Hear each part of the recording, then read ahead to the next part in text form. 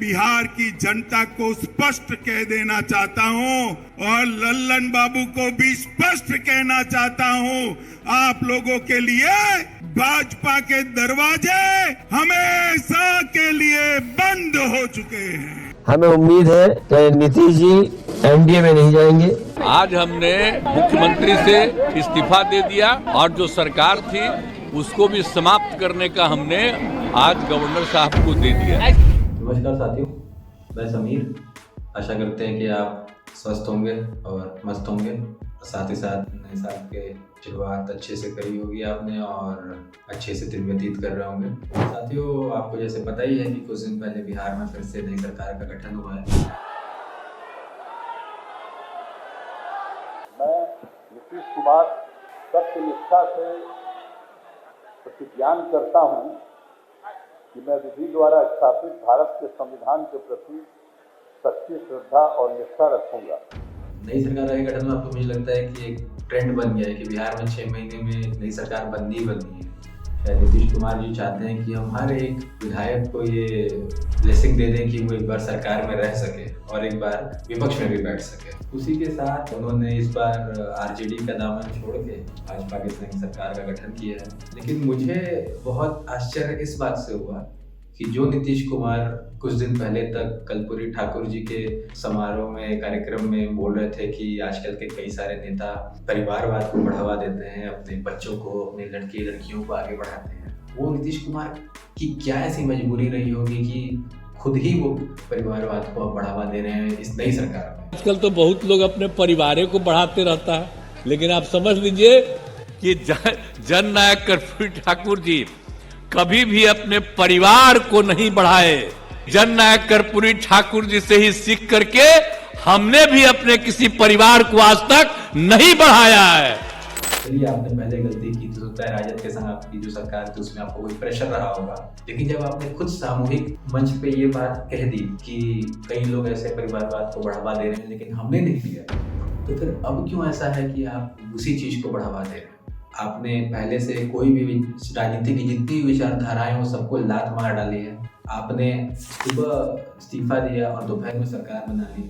कोई common minimum programme नहीं, कोई डिस्कशन नहीं, कुछ भी नहीं। सबके अंदर खाली एक ही जल्दी है कि कैसे कुर्सी पे बैठ जाएं और नीतीश कुमार के अंदर खाली एक ही तपस्या है कि कैसे इस कुर्सी को ना छोड़ें। उसके लिए जो भी करना होता है वो करने के लिए तैयार रहते हैं। उनके वोटर, उनके प्रदेश की जनता से कोई दायित्व नहीं है, उन्होंने सब कुछ छोड़ रखा है। और उसी के चलते अब उन्होंने नई सरकार में अपने 2 डिप्टी सीएम मतलब उप मुख्यमंत्री को शपथ दिलाई है, जिसमें से एक तो सबसे महान हस्ती है विजय कुमार सिन्हा जी, जिनको मतलब आप कह सकते हो कि गिनीज वर्ल्ड रिकॉर्ड में उनका नाम दर्ज होना चाहिए कि एक ही विधायक के कार्यकाल में, मतलब कि पहले वो सदन के स्पीकर थे, उसके बाद वो उसी सदन में नेता प्रतिपक्ष बने, लीडर ऑफ अपोजिशन बने और अब नीतीश कुमार की कृपा से तीसरे में अब वो उप मुख्यमंत्री बन गए हैं। इतनी बड़ी हस्ती और इस सरकार का इन लोगों ने जिस तरह से मजाक बनाया हुआ है उसके लिए बर्दाश्त है। साथ ही साथ सम्राट चौधरी जी हैं जो अभी वर्तमान में भाजपा के प्रदेश अध्यक्ष हैं। आपको जिस दिन मुख्यमंत्री पद से हटाऊंगा उसी दिन ये पगड़ी खुलेगा। उनको भी इन्होंने डिप्टी सीएम बनाया है, जो खुद घूम घूम के बोलते थे कि मैं जब तक नीतीश कुमार को मुख्यमंत्री पद से नहीं हटा दूंगा अपनी पगड़ी नहीं खोलूंगा। पगड़ी तो खैर उन्होंने नहीं खोली, लेकिन वो खुद जाकर नीतीश कुमार के संग मुख्यमंत्री बन गए। और ये परिवारवाद की जो बात है उसमें बता दो कि सम्राट चौधरी के भी पिताजी का नाम शकुनी चौधरी था, जो कि इनफैक्ट है, और वो खगड़िया के लोकसभा से सांसद रह चुके हैं। साथ साथ मतलब आप समझिए कि जब वो सांसद बने तो निर्दलीय थे, वो कांग्रेस में गए, फिर समय के साथ समता पार्टी में शामिल हुए, राजद में गए और अब भाजपा में है। तो नीतीश कुमार के लिए कोई वैचार नाम की तो विचारधारा और वैचारिक राजनीति से तो अब कोई लेना देना नहीं रहा। साथ में संतोष सुमन जी हैं, डॉक्टर संतोष सुमन जो एमएलसी हैं, उनको भी नीतीश कुमार ने मंत्री पद में शपथ दिलवाई है। तो आपको आश्चर्य होगा ये जान के कि उनके पिताजी खुद पूर्व मुख्यमंत्री जीतन राम मांझी हैं, जो कि खुद भी वर्तमान में इसी सदन में विधायक है। तो आप सोचिए कि एक ही परिवार में पिताजी विधायक हैं और बेटा एमएलसी है जो मंत्री बन गया नीतीश कुमार जी के पास है। साथ ही साथ सुमित कुमार सिंह है जो निर्दलीय विधायक हैं, उनके तो पापा, उनके दादाजी, उनके भाई लोग सबको ही एमएलए रह चुका है, हर कोई विधायक रह चुका है। और ये नीतीश कुमार बोलते हैं कि परिवारवाद गलत है, परिवारवाद लोग फैलाते हैं। मुझे तो ये नहीं समझ में आता नीतीश कुमार जी कि आप खुद क्यों इन चीजों को नहीं खत्म करते। एक प्रदेश का मुखिया होते हुए आपके पास तो इतनी पावर है ना कि आप अपने सदन में कोई भी नियम बना सकें। आप क्यों नहीं बिहार प्रदेश में लागू कर देते ऐसा नियम कि चलिए अब तक जो हुआ ठीक है, वो तो पूर्व की बात है, लेकिन अब से जो भी विधायक बने, जो भी सांसद बने, जो भी एमएलसी बने या जो भी कहीं भी पोस्ट पे हो, वो परिवार से, उसके फैमिली से पहले से कोई ना रहे। नए लोग राजनीति में आए, नई विचारधाराएं राजनीति में। आप क्यों नहीं चाहते? आप इसलिए नहीं चाहते हैं क्योंकि आप खुद इन पर निर्भर हैं। आपका खुद काम इन लोगों से बनता है, आपके अंदर हिम्मत नहीं है। वरना मुझे नहीं लगता कि कोई इतने बड़े पद पे जो प्रदेश का मुखिया हो, वो भी 18 साल से मुखिया हो, अब तक के सबसे ज्यादा लंबे समय तक सीएम रहने वाले व्यक्ति को बहाना बनाना पड़े स्टेज पे जाके कि हमें परिवारवाद से दिक्कत है। अगर परिवारवाद से दिक्कत है तो आपको रोक कौन रहा है खत्म करने के लिए? और ये सेम टू सेम क्वेश्चन मेरा प्रधानमंत्री जी से भी है। मोदी जी भी 15 अगस्त को 2023 में लाल किले पे जाके यही बोल रहे थे कि बहुत देश में परिवारवाद है, कई सारी पार्टियां परिवारवाद में सम्मिलित है। परिवारवाद ने देश को जिस प्रकार से जकड़ के रखा है, उसने देश के लोगों का हक छीना है। तो सर, आपको क्या नहीं पता है कि आप जहाँ के सांसद हैं, बनारस के यहाँ के सांसद हैं, वहाँ पे क्या जो एमएलए के टिकट बढ़ते हैं वो आपकी रजामंदी या आपकी नहीं चलती है क्या? उसमें क्या जेपी नड्डा जी आपके लिए टिकट बांटते हैं क्या? आपको नहीं पता है कि बनारस में कई सारे विधायक हैं, जैसे सौरभ श्रीवास्तव हो, जैसे अनिल राजभर हो, इन लोगों को कैसे टिकट मिल जाता है? इनके भी तो पिताजी माताजी लोग विधायक रहे हैं, ये खुद भी 2-2, 3-3, 4-4 बार से विधायक, यहाँ के घर में कोई विधायक, घर में लोग मंत्री रहे हैं, ये भी मंत्री हैं। तो मोदी जी, बल्कि जो पिछली मेयर थी मृदुला जायसवाल, उनके ससुर भी सांसद थे बनारस से। तो ये सर कहना कुछ और करना कुछ वाली जो प्रक्रिया है वो अच्छी नहीं है मोदी जी। आपको भी इस पे कुछ करना चाहिए। और मुझे तो लगता है कि जिस तरह की बहुमत है आपके पास, आप कर भी सकते हैं। आपको अपने सहयोगियों को नहीं देखना है, आपको सहयोगियों के भरोसे नहीं रहना है कि वो आपका सपोर्ट नहीं करेंगे। आप करिए। क्या आपको नहीं पता कि जय शाह, अमित शाह के बेटे हैं जो आपके गृह मंत्री हैं इस समय, जिनको कहा जाता है कि सरकार में दूसरे नंबर पर ओहदा उनका है? तो क्या जय शाह को कौन सी एलिजिबिलिटी थी, जय शाह की कौन सी क्वालिफिकेशन है कि वो सीधे बीसीसीआई के सचिव बने, क्योंकि अध्यक्ष बन नहीं सकते थे? और उनकी टर्म को एक्सटेंड करने के लिए आपने नियम कायदे चेंज करवा दिए। आज भी जब कोई टूर्नामेंट होता है इंडिया का, तो अध्यक्ष की जगह, बिन्नी जी की जगह जय शाह के ऊपर क्यों कैमरा फोकस होता है? सबको पता है क्यों होता है, क्योंकि उनकी चलती है बीसीसीआई में। तो मोदी जी, ये किस तरह की व्याख्या है कि एक तरफ आप इन्हीं चीजों को कोसते हैं और दूसरी तरफ इन चीजों को अपने हाथ के नीचे होने दे रहे हैं? आपके और भी कैबिनेट मंत्री हैं, जैसे अनुराग ठाकुर जी हैं, आपके कैबिनेट मंत्री हैं यूथ और ब्रॉडकास्ट, इंफॉर्मेशन ब्रॉडकास्ट के मंत्री। आपको नहीं पता है कि उनके पिताजी भी 2 बार हिमाचल प्रदेश के चीफ मिनिस्टर थे? आपको नहीं पता है कि प्रेम कुमार धूमल अनुराग ठाकुर जी के पिताजी रहे हैं? या आपको ये नहीं पता है कि पीयूष गोयल, जो कि आपके कैबिनेट में कॉमर्स मिनिस्टर है, उनके पिताजी वेद प्रकाश गोयल, वो भी एक केंद्रीय मंत्री रहे हैं? तो है तो बहुत सारे लोग, बातें तो बहुत सारी हैं, लेकिन आप खाली बोलते हैं, करते नहीं। साथ ही साथ एक और कैबिनेट मिनिस्टर है, सब भरे हुए हैं, हर कोई है। सर, आपकी तो पूरी मिनिस्ट्री ही भरी हुई है परिवारवाद से। ये समझ नहीं आता है, या तो इन लोगों ने आपको टिच कर दिया और आप अकेले हैं, और या तो आपको सब कुछ पता होते हुए आप खाली घड़ियाली आंसू बहा है। जैसे कि नारायण राणे जी को देख लीजिए, वो भी कैबिनेट में आपको मिनिस्टर है, MSME minister, ministry of small and medium enterprise, Maharashtra से आते हैं। उनके बेटे नीतीश राणे, जो महाराष्ट्र में विधायक है, एमएलए है। आपको नहीं पता है? या आपको ये नहीं पता है कि महाराष्ट्र से याद आया, महाराष्ट्र की तो पूरी मिनिस्ट्री ही इस तरह है। आपके जो चीफ मिनिस्टर है, जिनको सपोर्ट करके आपने मुख्यमंत्री बनाया है, एकनाथ शिंदे, क्या उनके बेटे श्रीकांत शिंदे आपके ही लोकसभा में सांसद नहीं है? क्या वो आपके समर्थन से लोकसभा 2019 का चुनाव जीत के नहीं आए थे? देवेंद्र फडणवीस, जो पूर्व में मुख्यमंत्री थे महाराष्ट्र के और जो उप मुख्यमंत्री हैं, क्या उनके पिताजी गंगाधर फडणवीस आपको नहीं पता है कि पहले एमएलसी थे महाराष्ट्र में? या फिर आपको ये नहीं पता है कि जो दूसरे उप मुख्यमंत्री हैं अजित पवार जी, वो शरद पवार जी के भतीजे लगते हैं? या क्या आपको ये नहीं पता है कि उनके पुत्र पार्थ पवार, जो कि 2019 का लोकसभा चुनाव लड़ रहे थे, वो उनके पुत्र हैं? तो परिवारवाद तो हर जगह है सर ना, और ये सब लोग आपके सपोर्ट से अपने ओहदों पे बैठे हुए हैं। आप अगर आज के आज सपोर्ट ले लेंगे तो ये सब लोग हट जाएंगे, खत्म हो जाएंगे। लेकिन आप ना सपोर्ट ले रहे हैं, ना आप लोकसभा में जाके कोई नियम बदल रहे हैं। आप खाली जाके हम लोग की जो नफ्स है, जो जनता की नफ्स है, जहाँ से जनता को गुस्सा आता है, आप खाली उस पर हाथ रख के बोलते हैं कि देश में बहुत परिवारवाद है, कांग्रेस में बहुत परिवारवाद है। सर, परिवारवाद तो हर पार्टी में है ना। हम लोग एज अ सिटीजन ये चाहते हैं कि परिवारवाद खत्म हो। आप खत्म करने पे क्यों नहीं कुछ कर रहे हैं? अगर आपके पास बहुमत है, आपके पास हर तरह की पावर है, और ये परिवारवाद तो अच्छी चीज़ है नहीं। जिस देश में 1 अरब से ज़्यादा लोग रहते हो, 140 करोड़ जनता का जो देश है, वहाँ क्या इतनी लीडरशिप की कमी है कि कोई एमएलसी नहीं बन सकता, एमएलए नहीं बन सकता, एमपी नहीं बन सकता? खाली इन कुछ परिवारों के ही लोगों के अंदर ये काबिलियत है कि वो बन सके? तो मेरे तो समझ के परे है कि ऐसे कैसे हो रहा है। अब सपोज करें एक और आपके मिनिस्टर है, आजकल बहुत चर्चा में है, ज्योतिरादित्य सिंधिया जी, जो अभी कैबिनेट में मिनिस्टर ऑफ सिविल एविएशन है। उनके पिताजी माधवराव सिंधिया, स्वर्गीय माधवराव सिंधिया, वो भी केंद्र में मंत्री थे। उनकी एक बुआ यशोधरा राजे सिंधिया, जो कि मध्य प्रदेश में पिछली सरकार में मंत्री थी। उनकी एक और बुआ वसुंधरा राजे सिंधिया, जो कि राजस्थान में आप ही की पार्टी से मुख्यमंत्री थी और अभी वर्तमान में भी विधायक है। उनके बेटे दुष्यंत सिंह, वो आपकी लोकसभा में सांसद है और आपके ही सपोर्ट से आपने जब टिकट दिया तभी वो सांसद बने। तो परिवारवाद कौन बढ़ा रहा है सर? ठीक है, मैं समझता हूँ कि चलिए नया फेस है, चलिए दुष्यंत सिंह एमपी रहे, तो फिर वसुंधरा राजे जी को क्यों आप रखे हुए? क्या राजस्थान में और लोग एमएलए बनने के लायक नहीं थे? या कुछ ही लोगों हैं जिनके पास सारा जनाधार है? मतलब सोचिए ना, आपकी भतीजा केंद्र में मंत्री है, वो खुद विधायक है राजस्थान में, उनका बेटा लोकसभा में सांसद है। क्या परिवार के थ्रू, इन कुछ परिवारों के थ्रू ही पूरा देश चल रहा है क्या? या कुछ ऐसी कोई वजह है कि दिल्ली में एक बार किसी को हवा लग जाती है तो कोई छोड़ना नहीं चाहता है दिल्ली के अपने आवास को जो सरकारी मिलता है और जो इतने फायदे मिलते हैं? तो मुझे तो लगता है कि जितनी आसानी से उन्होंने, वो पहले कांग्रेस में 2019 में सांसद हुआ करते थे, एक दिन उन्होंने अपने सांसदी से इस्तीफा दिया, अगले दिन वो जाके फिर से आपके पार्टी से टिकट से चुनाव लड़ते हैं और सांसद पद के सीधे मंत्री बन जाते हैं। मतलब कोई उसके बीच का कोई कूल ऑफ पीरियड नहीं। तो मोदी जी, आप क्यों नहीं ऐसा कोई नियम ले आते हैं कि देश में एक हर पार्टी को जब आप, क्योंकि सर पार्टी से मतलब विचारधारा है। आजकल लोग विचारधारा से पहले पार्टी चेंज कर लेंगे। आज हम कुछ सोचते हैं उनके हिसाब से, कल कुछ और सोचने लगते हैं। ऐसे कब तक चलेगा? विचारधारा तो चेंज नहीं होनी चाहिए ना। और अगर होती है तो आपको नई विचारधारा में सम्मिलित होने में समय लगना चाहिए, आपको समझने की कोशिश करनी चाहिए। ये कौन सी विचारधारा है कि आज आया और आज ही आप मंत्री बन गए और देश के मंत्री बन गए, केंद्रीय मंत्री बन गए?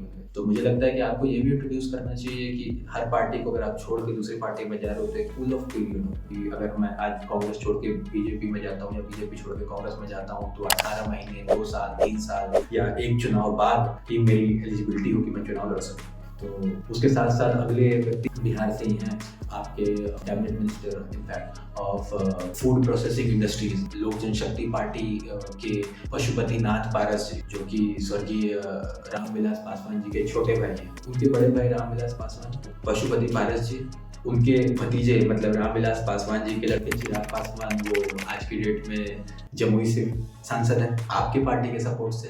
पशुपति पारस जी के दूसरे भतीजे प्रिंस पासवान, वो आज की डेट में समस्तीपुर से सांसद हैं और पशुपति पारस जी खुद हाजीपुर से सांसद हैं। और ये तीनों व्यक्ति आपके पार्टी के सपोर्ट से सांसद बने हैं। तो अगर 40 सीट बिहार में है टोटल लोकसभा की, उसमें से 5 SC/ST की आरक्षित सीट है। उन 5 SC/ST रिजर्व सीट में 3 पे लोक जनशक्ति पार्टी है आपके सपोर्ट से, और ये 3 सांसद कौन है? एक ही परिवार के चाचा भतीजा लोग हैं। तो आप सोचिए कि इतने बड़े प्रदेश में 5 SC/ST की सीट है और इतने सालों से एक ही पार्टी उन सारी सीट्स पे राज कर रही है। तो क्या ये हम SC/ST के लिए जो रिजर्वेशन करते हैं, जो आरक्षण करते हैं, क्या ये किसी पार्टी या एक परिवार के लिए होता है या एक पूरे समुदाय के लिए? और क्या सही में पूरे बिहार में SC/ST कम्युनिटी में और कोई ऐसा व्यक्ति नहीं है जो चुनाव लड़ सके, जीत सके, अपनी कम्युनिटी का प्रतिनिधित्व कर सके? और नहीं है तो फिर हम लोग तो बहुत पीछे हैं दुनिया से कि एक कोई परिवार है जिसमें हर कोई नया बच्चा पैदा होता है, वो भी चुनाव लड़ जाता है। प्रिंस पासवान भी आ गए, चिराग पासवान भी आ गए, रामविलास पासवान जी थे, पशुपति पारस जी भी थे, और कोई बच्चा कहीं से आ ही नहीं पाता, कोई नया यूथ, सब नीचे ही रह जाते हैं।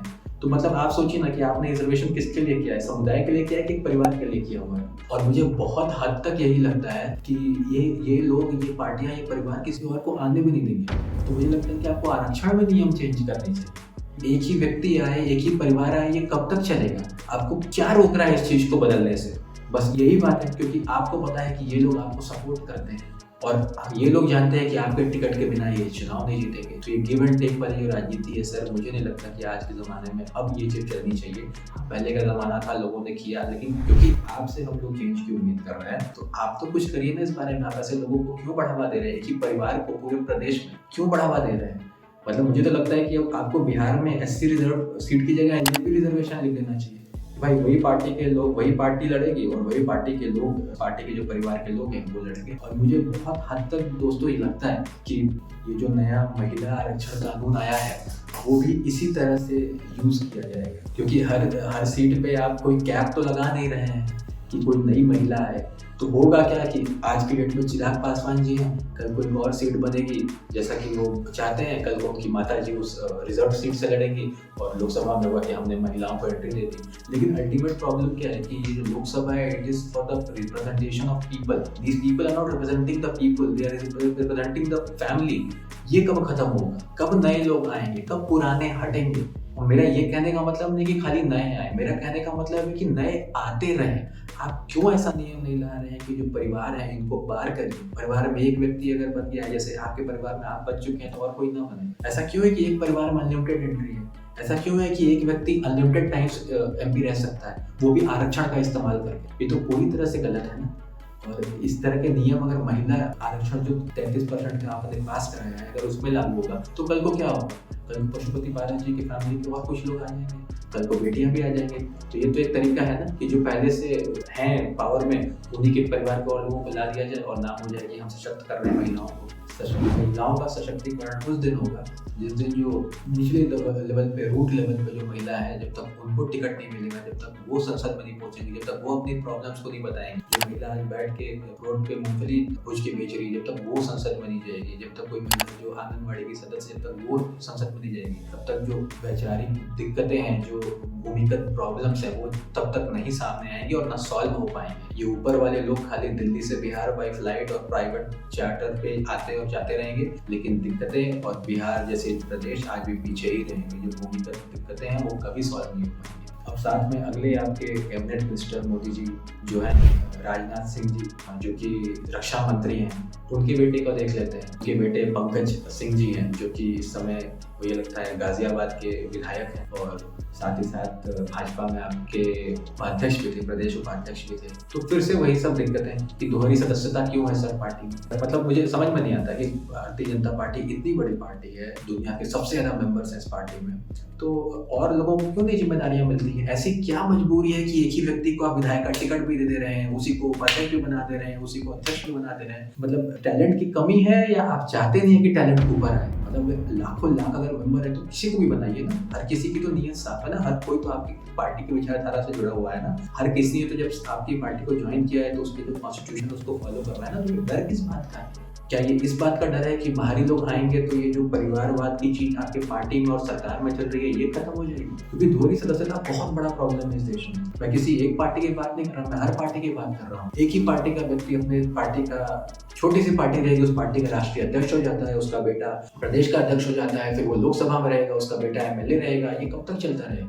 तो ये चीज फिक्स करनी होगी कि जो आदमी सरकार में है वो खाली अपनी पार्टी का प्राइमरी मेंबर रहेगा और कोई पोस्ट नहीं लेगा। साथ ही साथ आपको ये भी नियम लाना चाहिए कि जो व्यक्ति जब सरकार में चला गया, जब उसने कोई संवैधानिक पद हासिल कर लिया, चाहे वो एमपी हो, एमएलए हो, एमएलसी हो या सभासद ही क्यों ना हो, उस दिन से वो अपने पार्टी के कार्यक्रमों में नहीं जाएगा। क्योंकि देश में ज्यादा बड़ी जो शक्ति है वो संविधान है, सबसे बड़ी शक्ति संविधान है, कॉन्स्टिट्यूशन है। तो अगर आप संवैधानिक पद पे हैं तो इससे बड़ा कौन सी पद है और इससे जरूरी कौन सा काम है कि आप उस अपनी जिम्मेदारी को, अपने उस दायित्व को छोड़ के अपने पार्टी के लिए आप जा रहे हैं? तो आपको ऐसा नियम लाना पड़ेगा। इससे प्रॉब्लम क्या होती है कि आज की डेट में मोदी जी गवर्नमेंट रिसोर्सेज का इस्तेमाल करते हैं अपनी पार्टी की रैली करने में। आज की डेट में गवर्नमेंट प्रोग्राम्स में मोदी जी जाते हैं तो भारत का झंडा नहीं लगा रहता, भारतीय जनता पार्टी का झंडा लगा रहता है। आज की डेट में जब कोई गवर्नमेंट इंफ्रास्ट्रक्चर पे कोई प्रोग्राम होता है, जब कोई विजिबिलिटी दिखती है कि हाँ गवर्नमेंट प्राइम मिनिस्टर बोल रहे हैं, तो मोदी जी देश के लिए नहीं बोल रहे होते हैं, मोदी जी किसी पे हमला कर रहे होते हैं, मोदी जी कोई चुनावी रैली कर रहे होते हैं। तो आप देश का जो सरकार का जो विजिबिलिटी है उसको कैप्चर करते हैं अपने पार्टी को प्रोपोगेट करने के लिए, अपने पार्टी का प्रचार करने के लिए, जो कि पूरी की पूरी तरह गलत है। आप इन सब चीजों पे विरोध इसलिए नहीं करते, आप इन सब चीजों पे कोई भी नकेल इसलिए नहीं करते क्योंकि आप खुद ही बेनिफिशियरी हैं इस चीज के। आपने खुद ही ये चीज किया है, आप यही चीज कर रहे हैं और इसी वजह से आज तक सरकार चला रहे हैं। आप वो व्यक्ति हैं मोदी जी जिन्होंने सरकारी खर्चे पे अपने पार्टी की रैली की है, आपने सरकारी तंत्रों का इस्तेमाल करके अपने पार्टी का प्रचार किया है। और ये एक बार नहीं, हर चुनाव में ये होता है। आप अगर इतने भी प्रधानमंत्री रहते हो, अगर आप इतनी सी चीज नहीं कर रहे हैं तो आप काम किसके लिए कर रहे हैं? देश के लिए कर रहे हैं या पार्टी के लिए कर रहे हैं? और अगर पार्टी के लिए कर रहे हैं तो देश बड़ा है कि पार्टी बड़ी है, इसका भी समाधान बता दीजिए हमें कि आपके हिसाब से बड़ा कौन है। संवैधानिक पद पे रहते हुए ऐसा क्यों हो रहा है मुझे समझ नहीं आता। देश में इतनी ज्यादा पॉपुलेशन है, आपकी पार्टी में इतनी ज्यादा मेंबर है, तो किसी को मौका क्यों नहीं मिल रहा है? इसका क्या ये मतलब नहीं है कि आप आपका जो संवैधानिक पद है उस पर आधे दिल से काम कर रहे हैं? आपके यहाँ नजर कहीं और है, आपके ऊपर प्रेशर है। मुझे तो ये समझ में आ रहा है कि भाजपा के जो अध्यक्ष जेपी नड्डा जी हैं, पे आप पे अमित शाह जी पे मुझे कहना तो नहीं चाहिए, लेकिन देख के तो ये प्रतीत होता है कि भाजपा अध्यक्ष का आप लोग पे पूरा कंट्रोल है और आप लोगों के दबाव में काम कर रहे हैं और अपने संवैधानिक पद पे रहते हुए इन सब कामों को कर रहे हैं। और पोस्ट से याद आया, आपकी एक और मिनिस्टर है जो मेरे मिर्जापुर जनपद की सांसद और आपकी मिनिस्ट्री में इस समय मिनिस्टर ऑफ स्टेट हैं for commerce and industries, Mrs Anupriya Patel ji. Mirzapur में पहले राजनाथ सिंह जी सांसद हुआ करते थे, आज की डेट में अनुप्रिया पटेल जी सांसद हैं और उनके कार्यकाल से इनके कार्यकाल तक जो मिर्जापुर की भूमिगत जो जमीनी मुद्दे थे, जो प्रॉब्लम्स थी, आज तक सॉल्व नहीं हुई। और उसकी वजह है क्योंकि इन सारे लोगों ने अपने पार्टी पॉलिटिक्स की। ये सारे लोग हाथ जोड़ के वोट मांगते थे ये बोलते कि मिर्जापुर का विकास करेंगे, और जिस दिन चुने जाते थे, चाहे राजनाथ सिंह जी हो चाहे अनुप्रिया पटेल हो, इन लोगों ने अपने पार्टी के लिए काम किया और आगे बढ़ के निकल गए। मिर्जापुर की जनता वहीं पे है, मिर्जापुर के मुद्दे वहीं पे, मिर्जापुर के किसान वहीं पे और मिर्जापुर का बच्चा वहीं पे है। लेकिन अनुप्रिया पटेल जैसे लोग क्या करते हैं कि उन्होंने अपने संवैधानिक पद को डिमीन कर दिया है। आज के डेट में साथियों, अगर आप ट्विटर पे जाएंगे, फेसबुक पे जाएंगे, तो अनुप्रिया पटेल जी के पोस्ट पे भी जो जितने भी वो पोस्ट करती है ना, उसमें उनके नाम के आगे पहले ये नहीं लिखा रहता कि she is minister of commerce and industry, उनके पोस्ट पे ये लिखा रहता है कि she is national president of अपना दल सोनेलाल।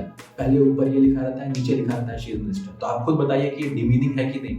इसका मतलब सीधा मतलब है कि नहीं कि वो जो संवैधानिक पद है उसकी कोई गरिमा नहीं रख रही है और उनको लगता है she is prioritising her party above the government and the constitution of India. ये दोहरी सदस्यता यहाँ पे भी है। इनकी भी खाली कार्यशैली यही है कि इनकी पार्टी कैसे आगे बढ़े। इन्होंने हमेशा से अपने मंत्रालय को छोड़ के अपने पार्टी को तवज्जो दी है और पार्टी के गवर्नमेंट के सारे रिसोर्सेज यूज करके ये जितने भी आपके सर्किट हाउस है वहां जा जाकर अपने पार्टी कार्यकर्ताओं को बुला के मिलती हैं। कहीं पे भी विजिट करने जाती हैं तो maximum time she is going to her party workers and not the common citizen. और मैं बता दूं कि यहाँ पे भी परिवारवाद है। ये मैडम के खुद पिताजी स्वर्गीय डॉक्टर सोनेलाल पटेल जी थे और इनके हस्बैंड जो श्री आशीष पटेल जी हैं वो भी यूपी सरकार में, उत्तर प्रदेश सरकार में कैबिनेट मंत्री हैं। तो इन लोगों को इतना भी नहीं है कि इनकी पार्टी इतनी बड़ी बड़ी पार्टी के लिए काम करते हैं, लेकिन खाली अपने फायदे के लिए पार्टी के लिए काम कर रहे हैं ताकि अपने पति को मंत्री, कैबिनेट मंत्री बना सकें, ताकि अपने बहन को फायदा पहुंचा सकें। और कॉन्फिडेंस देखिए कि ये भारतीय सरकार में मिनिस्टर है और इनके पति राज्य सरकार में मंत्री। कैसे आंख खोली जा रही है? इतना लकी और इतना कॉन्फिडेंस कहाँ हो? लेकिन मोदी जी के मंत्रालय में ये सब पॉसिबल है। हर कोई व्यक्ति, मैं दावे के साथ कह रहा हूँ कि हर कोई व्यक्ति जो आज की डेट में भाजपा या भाजपा से समर्थित पार्टी में सांसद है लोकसभा का, उसका कोई ना कोई परिवार में उसका पति, उसका बेटा, उसका बच्चा किसी न किसी स्टेट में या तो एमएलए है या एमएलसी है या किसी न किसी और पद पे बैठा हुआ है। ये परिवारवाद की पराकाष्ठा है जो आज इस समय सरकार में। और मैं खाली ये नहीं बोल रहा कि ये भाजपा के संग है, ये मैक्सिमम पार्टीज के संग है। प्रॉब्लम इस चीज का प्रॉब्लम का सलूशन कौन करेगा? और खाली अनुप्रिया पटेल जी के संग ये बात नहीं है। अनुप्रिया पटेल जी के दो सांसद हैं, अपना दल सोनेलाल के लोकसभा में दो सांसद, एक तो अनुप्रिया पटेल जी जिनके पति कैबिनेट मिनिस्टर है, दूसरे हैं पकौड़ी लाल जी जो कि सोनभद्र रिजर्व सीट है वहाँ के सांसद है। उनकी बहू इस समय 96 विधानसभा है मिर्जापुर में, वहाँ के विधायक हैं कीर्ति कोल जी। मेरी सही में ये चीज समझ नहीं आता कि देश में पता नहीं ये कौन से टिकट के आदमी एक बार लोकसभा में पहुंचता है तो उसके परिवार वाले अपने आप विधानसभा में पहुंच जाते हैं। आदमी एक बार विधानसभा में पहुंच जाता है तो उसके परिवार वाले ऑटोमेटिकली लोकसभा में पहुंच जाते हैं। और करोड़ों लोग आज तक लोकसभा और विधानसभा देख भी नहीं पाते। करोड़ों लोग आज तक अपने एमपी को, अपने सांसद को, अपने विधायक को देख भी नहीं पाते। अच्छा, यहाँ तक तो परिवारवाद का था। अनुप्रिया पटेल जी ने मोदी सरकार में एक नया कीर्तिमान बनाया। उन्होंने अपने नाम से, आप मतलब एक इंसान की कितनी बेशर्मी है और कितनी बड़ी सनक है उसका ये पूरा उदाहरण है कि उन्होंने अपने नाम से एक ट्रस्ट बनाया है, अनुप्रिया फाउंडेशन, जिसकी ट्रस्टी उनकी खुद ही छोटी बहन अमन पटेल जी है। और अनुप्रिया पटेल जी आज की डेट में भारत सरकार और उत्तर प्रदेश राज्य सरकार के साधन संसाधनों का दुरुपयोग करते हुए इस ट्रस्ट को बढ़ावा दे रही है। अनुप्रिया पटेल जी सारी गवर्नमेंट मशीनरीज और रिसोर्सेज को मिसयूज करके इस ट्रस्ट को प्रोपोगेट कर रही है। इसके नाम के जो प्रोग्राम्स हैं उसको एडवर्टाइज कर रही हैं as a member of parliament. क्या ये ऑफिस ऑफ प्रॉफिट नहीं है? Isn't it the misuse of resources? Isn't it the demeaning of the constitution of India at her constitutional post? लेकिन कोई कुछ नहीं बोल रहा, और खाली यहाँ तक बात नहीं खत्म होती। पिक्चर इसके पीछे की है कि ये जो फाउंडेशन अनुप्रिया पटेल फाउंडेशन, इसका इस्तेमाल अनुप्रिया पटेल जी अपने मिनिस्ट्री से जो ठेके हैं उनको बांट के किकबैक्स ले रही हैं ट्रस्ट में, और फिर उस ट्रस्ट के पैसे को ऐसा दिखा के कि मिर्जापुर में इस पर्टिकुलर ट्रस्ट पे हम प्रोग्राम करा रहे हैं, वेलफेयर करा रहे हैं यूथ का, पैसों को निकाल रही हैं और अपने पार्टी मेंबर को बांट रही हैं ताकि लोकसभा चुनाव वो लड़ सकें। पूरी तरह से ऑफिस ऑफ प्रॉफिट है। मैं फिर से ओपनली बोल रहा हूँ, अनुप्रिया पटेल फाउंडेशन जिसकी ट्रस्टी उनकी बहन है, जिसको अनुप्रिया पटेल जी सांसद मिनिस्टर होते हुए, केंद्रीय मंत्री होते हुए प्रोपोगेट कर रही हैं, जिसका इस्तेमाल उनके द्वारा मिनिस्ट्री में ठेके बांट के किकबैक्स लिए जा रहे हैं और उन्हीं दान के पैसों को निकाल के इस आयोजन के नाम पे अपने कार्यकर्ताओं को बांटा जा रहा है ताकि लोकसभा चुनाव में उनको फायदा हो सके। गवर्नमेंट ऑफ इंडिया को इस चीज को इन्वेस्टिगेट करना चाहिए। आज हर जगह, जब से पिछले 4 साल से मैडम मिर्जापुर कभी कभार आया करती थी, आती थी, अपने पार्टी कार्यालय में बैठती थी और चली जाती थी। 6 महीने से ये पैसा बांटते हुए पूरे मिर्जापुर में घूम रही हैं। आज की डेट में जब वो मिनिस्टर है, केंद्रीय मंत्री हैं, तो अपने मंत्री पद का कार्यवाह नहीं कर रही है। उस मंत्री पद के संग जो चीजें आती हैं, जो रिसोर्सेज आते हैं, उसका इस्तेमाल करके लावा लश्कर के संग घूम रही हैं, क्योंकि आज की डेट में चुनाव सर पे हैं। मैं पूछना चाहता हूं, क्या इलेक्शन कमीशन ने चुनाव की डेट दे दी है? अगर नहीं दी है तो पूरे भारत में केंद्रीय मंत्री डेली मिर्जापुर में क्यों पड़ी रहती है? और वो जो लोग बोलेंगे कि वो यहाँ की सांसद हैं, तो मैं भी बताना चाहता हूँ कि वो केंद्रीय मंत्री भी हैं। सांसद हैं तो क्या दिन से रात पड़ी रहेंगे? और अगर सांसद दिन से रात रहेंगे तो 4 साल से क्यों नहीं थी? तो बस पूरी चीज यही है कि किसी तरह से बस चुनाव जीत लिया जाए ताकि अगली बार परिवार के और लोगों को सम्मिलित किया जाए और पोस्ट पाया जाए और परिवार को आगे बढ़ाया जाए। पूरे समाज का कोई भला नहीं करना है। जो किसान है वो परेशान है, आप MSP नहीं दे रहे हो। मैं क्लियरली बताता हूँ, मैडम ने जमालपुर ब्लॉक के लिए बोला था कि मैं डिग्री कॉलेज स्वीकृत करवा के बनवाऊंगी। आज की डेट में मैडम का ये दूसरा कार्यकाल खत्म होने वाला है। 9.5 साल से सांसद है, आज तक जमालपुर ब्लॉक में डिग्री कॉलेज नहीं बना। आज तक जमालपुर ब्लॉक में हॉस्पिटल में एक्सरे नहीं हो पाता है। मतलब आपने क्या किया है मिर्जापुर के लिए? आपने रोड बनवाई है मिर्जापुर के लिए? मैं बता दूं, आप दर्शकों को याद दिला दूं कि मिर्जापुर वही जनपद है जहां पे एक जर्नलिस्ट ने दिखाया था कि स्कूल में बच्चों को मील के नाम पे रोटी और नमक खिलाई जाती है। यूपी के मिर्जापुर जिले में एक स्कूल है। यहाँ के एक स्कूल में बच्चे मिड डे मील में रोटी और नमक खा रहे हैं। मिर्जापुर वही जनपद है जहाँ पे आज भी हॉस्पिटल जाने से पहले इंसान मर जाता है। मिर्जापुर वही जनपद है जहाँ पे किसान आत्महत्या कर रहे हैं। मिर्जापुर वही जनपद है जहाँ पे किसानी ही सबसे ज्यादा प्राइमरी ऑक्यूपेशन है, और उसके बाद भी अनुप्रिया जी ने कुछ नहीं किया, कुछ भी नहीं किया जनपद के लिए, जिससे कि अपलिफ्टमेंट हो सके यहाँ के लोगों का, यहाँ के यूथ का, पढ़ाई का स्तर बढ़ सके। कुछ भी नहीं किया है, खाली घूमना फिरना, लावा लश्कर का दुरुपयोग करना और उतने में ही समेत रह जाना ताकि चुनाव आ गया। चुनाव जीतने के बाद मैडम पूरी तरह से गायब हो जाती है। मैं पूछना चाहता हूँ कि अगर नोएडा और गाजियाबाद में मैडम बड़े बड़े प्लांट्स दे सकती हैं, गवर्नमेंट के ग्रांट दे सकती है, अनुदान दे सकती हैं, तो मिर्जापुर में किसानों को क्यों नहीं ग्रांट मिल रही?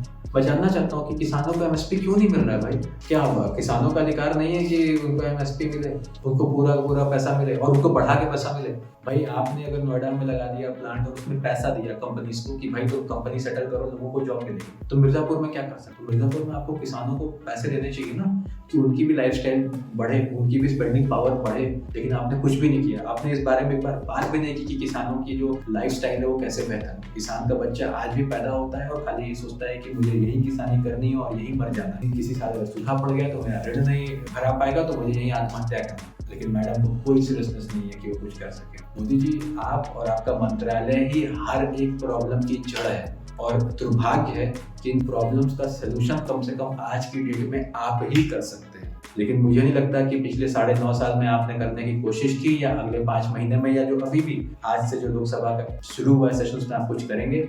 आप बजट लाएंगे, फ्री में कुछ चीजें फ्रीबीज देंगे और चले जाएंगे। आप कभी भी बुनियादी मुद्दों को सॉल्व नहीं करेंगे जैसे आपके मिनिस्टर्स हैं। तो अगर आपसे नहीं होता है तो इस पोस्ट को छोड़ दीजिए, कम से कम दूसरे लोग तो आएंगे। इतना डर क्यों रहे हैं आप? अगर दूसरे लोग, नए लोग आना चाहते हैं इसमें तो। साथियों, इसी के संग मैं इस वीडियो को समाप्त करता हूँ, और आप इन प्रॉब्लम्स को देखिए और इस बार वोट करने से पहले सोचिए कि किसको वोट देना चाहिए और क्यों वोट देना चाहिए। ये मत सोचिए कि कोई पार्टी से लड़ रहा है, और ये भी मत सोचिए कि आप किसी प्रधानमंत्री या आप किसी मंत्री को वोट दे रहे हैं। आप हमेशा अपने सांसद को चुनिए, उस व्यक्ति को चुनिए जिससे जब आप प्रॉब्लम हो तो आप उसके पास जा सकें, उसके दरवाजे आपके लिए बंद नहीं। अगर अच्छा सांसद होगा तो अच्छे मंत्री होंगे, अच्छे प्रधानमंत्री होंगे, वरना अनुप्रिया पटेल जैसे लोग आएंगे, ठगेंगे और 5 साल बाद फिर आ जाएंगे और रौब दिखाएंगे। धन्यवाद।